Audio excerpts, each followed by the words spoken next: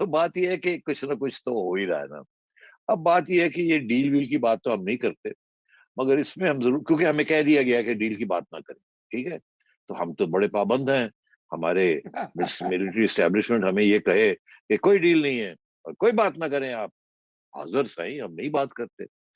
मगर ये तो कह सकते हैं कि डील के बगैर भी तो बहुत कुछ हो सकता है, या डील के अंदर कुछ और हो सकता है।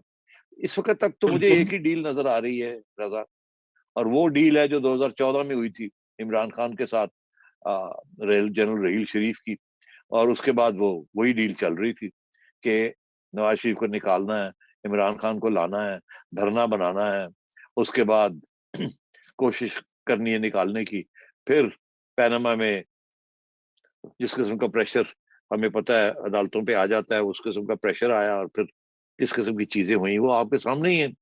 तो वो तो डील जो है वो चल रही थी, जो इलेक्शन भी रेग हो गई, आ गए, डील हो गई।